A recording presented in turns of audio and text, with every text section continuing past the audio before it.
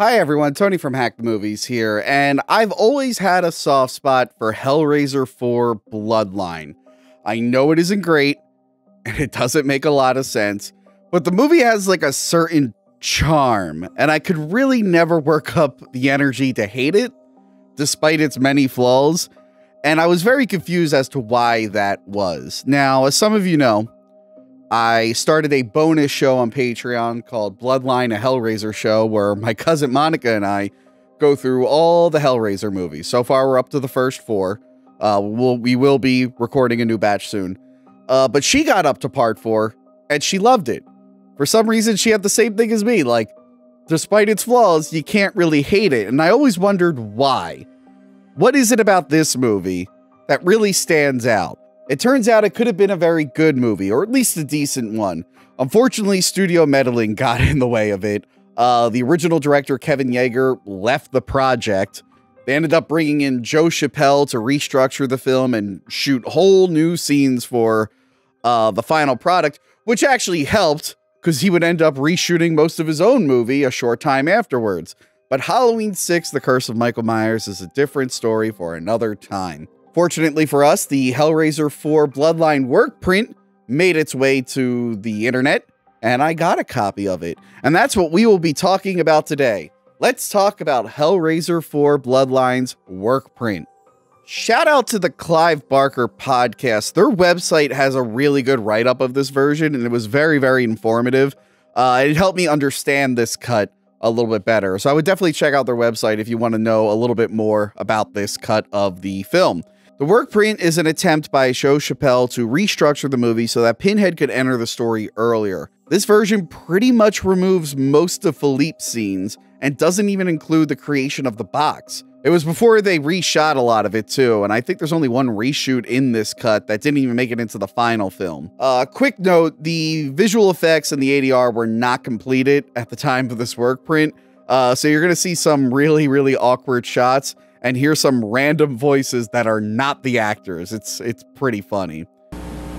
Jacques, prepare for the skinning. Hell needs this toy maker, and I no longer need you. The Workprint begins with a placeholder shot from 2001: A Space Odyssey, and then it goes to the magician and Adam Scott's character killing Angelique and summoning a demon to replace her. Now, speaking of actors' voices, since they didn't get to the ADR and the dubbing, you actually hear the original actress's voice in this Workprint version. She has more of a thicker accent.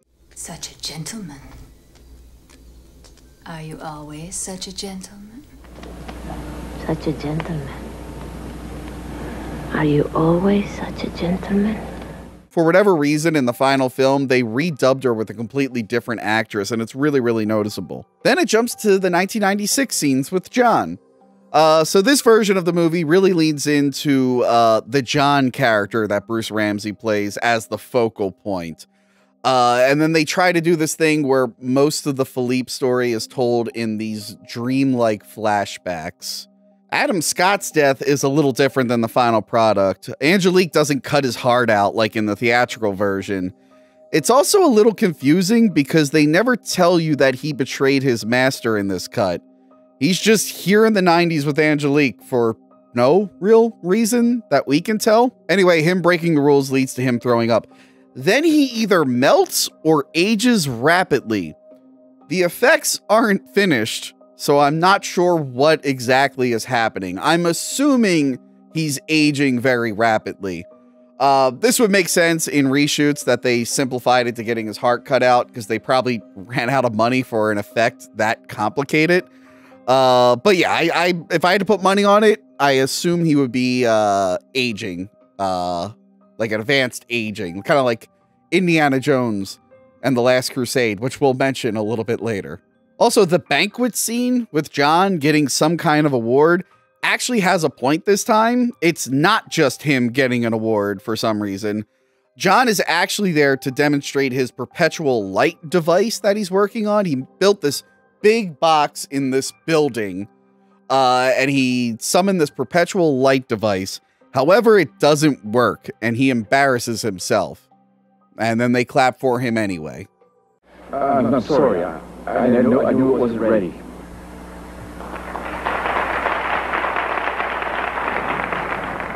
Then we get Angelique pulling the box out of the wall, and then she has her own flashback to an aristocrat party she had where she passed the box around to people. She undresses, and while this is happening, she transforms. But not all the effects are done yet, so I'm not really sure what she's transforming into. The aristocrats all die and the flashbacks end. Sadly, there is no footage of the aristocrat Cenobites, including the aristocrat Chatterer. We know they exist. There's photographs of them. It's well documented that they exist.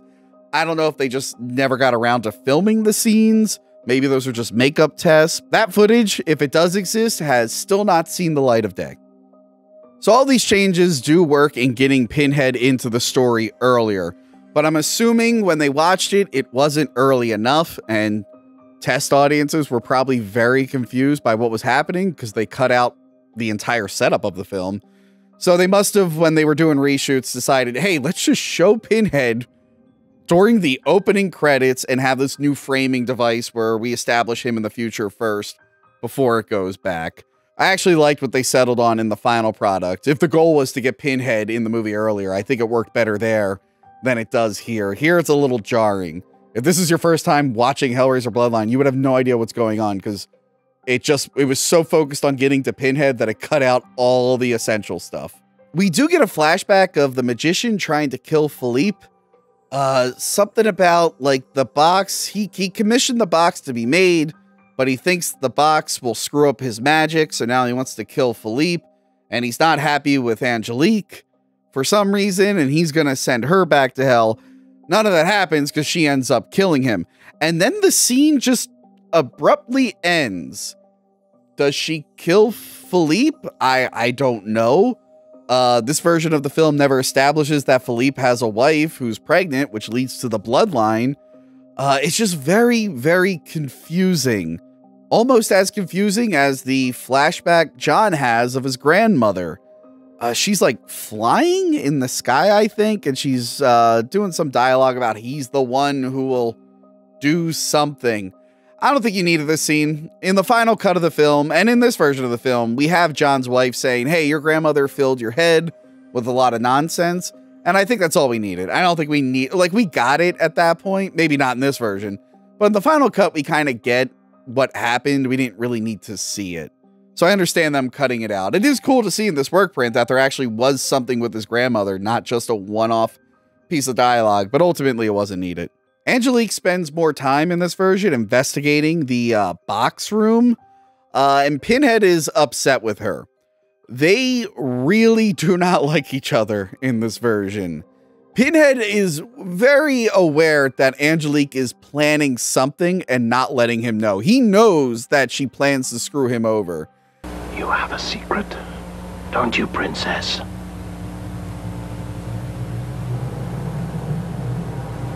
What did Merchant tell you? Did you think you could hide it from me? Because I think the idea is she's from an older version of Hell, and he's like the new Hell, and they're just not jiving. And he knows she's gonna screw him over. He's just not sure how. So it's actually a fun back and forth between them, the hostility they have. In the final cut, I think they try to rework it to where they're like into each other, and that one doesn't really work for me. John begins to be seduced by Angelique. He turns her down though, and she gets mad. We find out that her plan is to use the giant box and its power to destroy other demons or Cenobites and become a god so she can't be controlled by anyone again. This is actually pretty good motivation. In the final cut, I think she just wants to understand the box room to figure out a way to destroy it so they can't kill demons, but she could just destroy it. I don't know why she keeps John alive. It's very bizarre in the final cut of the film, and that's why the film never really worked for me story-wise, because I'm like, what is her purpose here? I'm not really sure.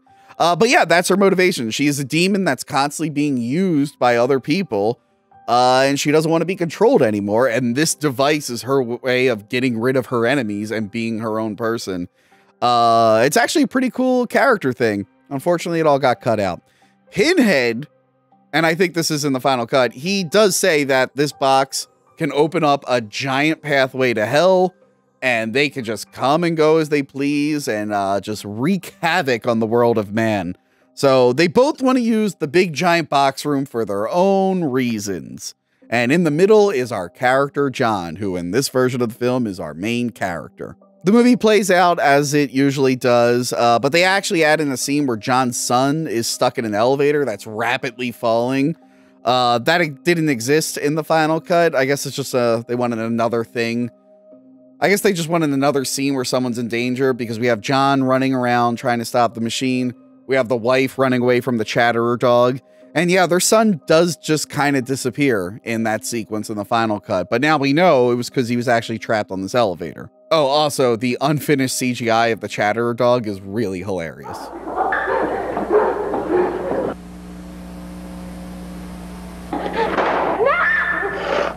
Angelique forces him to use the light on Pinhead, but Pinhead escapes using his chains like Spider-Man. He uses his chains to drag her into the light, which would kill her, but the light stops before he can succeed. The light effects in the shot were never actually completed, so if there wasn't a computer readout saying exactly what was happening, I probably would have been very confused by what was going on. And then the rest of the scene plays out normally. Pinhead kills John. John's wife uses the smaller box to send them both back to hell. And then we go to space. Finally, we get the future segment where we see Paul with long hair staring at a painting of Philippe, his ancestor. And then we get a flashback of Philippe with that old dude who told him to build a box that can kill demons. So much of the previous 96 segment was built around this idea of a box that can kill demons. And this scene is supposed to establish that idea early on. But they put it here at the very, very end. I don't know why. This scene needs to be earlier to make the last segment make sense. I have no idea what they were doing here. Paul cuts his hair and meets with a priest and asks for forgiveness for his family. The priest turns out to be a hologram. This scene is kind of stupid, and as I mentioned before, I believe it's a reshoot by Joe Chappelle that he did after he replaced Kevin Yeager. Also, in the workprint, this model of the spaceship and the space station look completely different.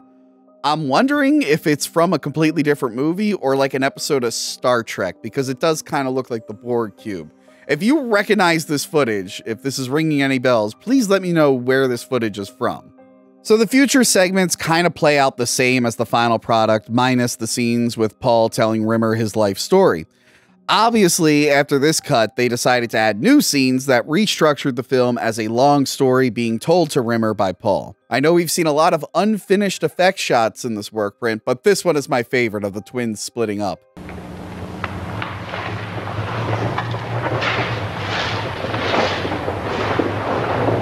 They even have a line of dialogue, although I had trouble understanding what they were saying. I cannot bear to be apart from my brother. Angelique has another scene with Paul, and then he confronts all the Cenobites. I actually like this because so much of his family story was supposed to be tied to Angelique. I'm guessing when they reshot the ending, they only brought back Pinhead. So it is weird in the final product when all the other Cenobites just disappear. Oh, and Pinhead mentions the labyrinth that we haven't seen since Hellraiser 2. And he says their family's there, so he's got a little reunion waiting for him in hell. Rimmer leaves the ship and Paul stays with the Cenobites. He does trick him with a hologram like he does in the final product, but he actually is still on the space station, and he stays behind to activate the Elysium configuration. There's a cool moment where Pinhead shoots a chain out of his chest to kill Paul, but Paul makes sure to grab onto it so Pinhead can't get away, and they end up dying together, which I thought was a really, really cool ending. They ended up reshooting the ending for the final film to make Paul get away, so it could be a little bit of a happier ending. This is way cooler. I don't know why they wouldn't have stuck with this. So the whole workprint, as you've noticed, has had these title cards that let you know when a visual effect is supposed to be happening. There's one at the end that got me so mad, because it never appeared in any cut of the film. Apparently, after the space station blew up, it was going to cut to pins floating in space. That would have been awesome. That would have been so awesome, but they didn't do it. So it's cool to see some of the pivotal scenes that were missing from the final product in this cut of the film, but the structure is all off. Cutting out most of the French stuff in the past was a bad move, and I think they realized it was a bad move. They realized they were making a more confusing movie in an effort to just get more Pinhead and more violence. Luckily, they realized how important those scenes were, and they put them back in the film. Unfortunately, that means they ended up cutting out a lot of other important scenes, like a lot of the stuff with Angelique and Pinhead's relationship, explaining more of what the Le Marchand family was trying to do with this demon killing box. I think we needed more of those scenes. There was a lot more that we needed from the workprint in the final cut. But yeah, I can't say the workprint is better. And obviously it wasn't, because they ended up reshooting and redoing a lot of it. So the studio agrees with me that the workprint was not much better. Now, there is another cut of the film, a fan reconstruction cut. I found this a few years back on a YouTube channel called Dark World Creations. I believe they are the ones responsible for this. I think it was a bunch of fans that actually put it together. It's broken up into 9 parts, and you can go to that channel and watch all of it. It's still up for free. This apparently follows the original script for the film, or it at least follows a leaked version of the script that was found. I'm not sure which draft it is. I'm assuming it is an earlier one, because there is a lot that is not in any of the other cuts of the film in this version. So yes, it does start with the summoning of Angelique, and then it actually shows Philippe building the box and giving the box to the magicians. They have Philippe witnessing the party with the aristocrats being ripped apart by chains and whatnot. So that's how he knows the demons exist. In the theatrical cut, they took his reactions from this scene and put it into the summoning Angelique scene. Even though they weren't using the box in that scene, if you look closely. So yes, then he tells his friend tells him to make the new box, and then he gets killed, and then the rest of the movie plays from the 90s and then into space. There's no framing device in this version. It just goes from one story beat to the other story beat, one generation to the next generation. And this cut does use footage from the workprint and the final cut of the film. It includes the important scenes that establish the power struggle between Pinhead and Angelique. It even borrows footage from other films when they needed effect shots that ended up never being filmed. Now, when what's-his-face, Adam Scott, ages to death, they cut to the guy rapidly aging in Last Crusade. Intense. In need of relaxation. You blubbering like a little boy, master. Act your age. Nerd.